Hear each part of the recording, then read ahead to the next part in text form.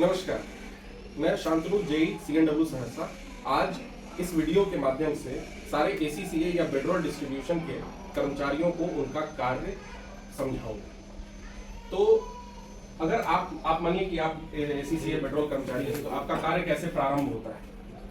आपको ट्रेन में चढ़ने से पहले इस तरह का चार्ट दिया जाए, ठीक है।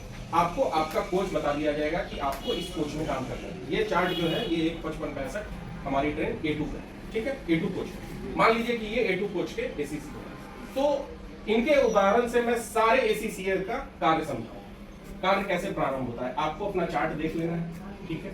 ट्रेन खुलने से 15 से 20 मिनट पहले ट्रेन में चले जाना है। सारा यहाँ का पेपर वर्क कंप्लीट करने के बाद OBHS7 बेडरोल ऑफिस में पेपर वर्क कंप्लीट करने के बाद ट्रेन में चले जाना है और इस चार्ट के हिसाब से सहरसा से बैठने वाले सहरसा से जो सीटें हैं उन सभी सीटों पे लिनन पैकेट रख देना है और वहां पे तकिया और कंबल की उपलब्धता देख लेनी है या नहीं। सब कुछ सही से है, आगे बढ़ जाना है और सब कुछ बांट लेना है, ठीक है।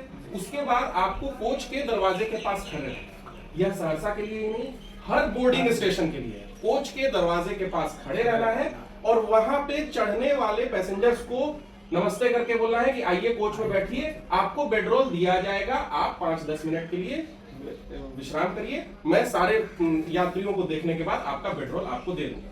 ये आपको उसको बोलना है। आपने पहले से बांट रखा है लेकिन फिर भी आपको 5 से 10 मिनट वेट करने के लिए कहना है। जब सारे आप यात्री चढ़ने वाले यात्रियों को आपने नमस्ते कर लिया, वो अपने जगह पे बैठ गए, उसके बाद आपको कोच में घूमकर देखना है कि हर यात्री के पास लिनन पैकेट और चादर और कंबल और तकिया है या नहीं। अगर जिसके पास भी नहीं है उससे पूछ ले कि सर आप यहाँ बैठे हैं, आपका सीट नंबर ये है, मैं आपको दे देता हूँ और उसको दे देता हूँ, ठीक है। ये देने के बाद अब चार्ट पढ़ना सीखना है।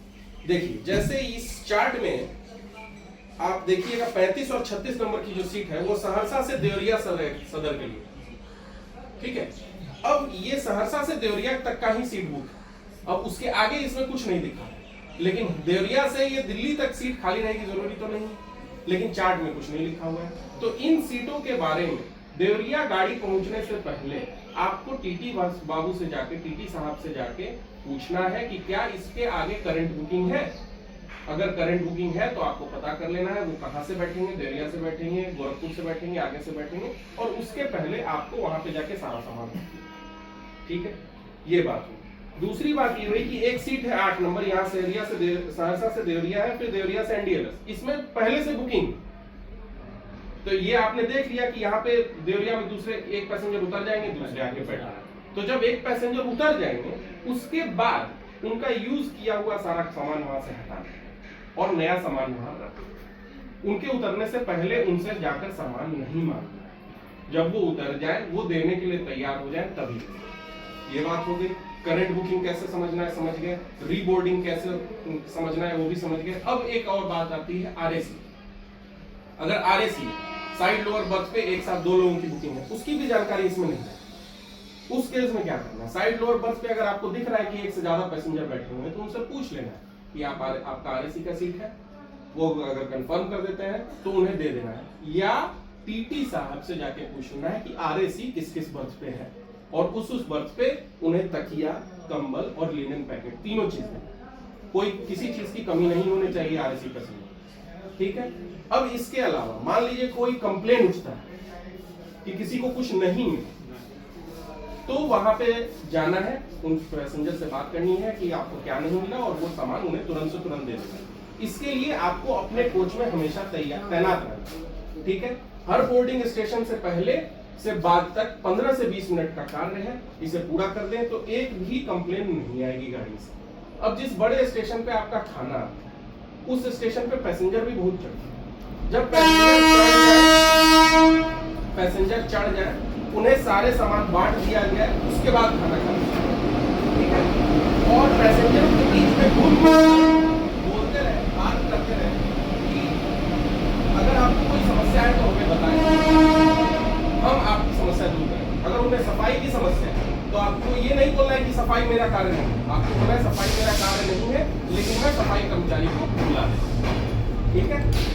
सफाई भले ही किसी दूसरे कंपनी के द्वारा किया जा रहा हो लेकिन उसकी इतनी हेल्प आपको करनी, वो भी आपका इतना हेल्प करेगा, उसे भी ये बात सिखाई जाएगी, ठीक है। पेट्रोल कर्मचारी होते हुए आपको डर्टी और फटे हुए या गंदे चादर या तकिया कंबल का भी कंप्लेन को देखना पड़ेगा कि पैसेंजर कुछ कर रहा है तो क्या करना है। उसके लिए सबसे पहले अगर किसी पैसेंजर ने डर्टी चादर का कंप्लेन किया, गंदे चादर का, तो आपको जाकर सबसे पहले गंदे चादर का फोटो लेना, फोटो लेके रेलवे के इंचार्ज को भेजना और उसके बाद उनका चादर लेके दूसरा चादर उनको दे देना। पैसेंजर को हमेशा पूरी तरह से संतुष्ट करना, यही आपका काम है, ठीक है।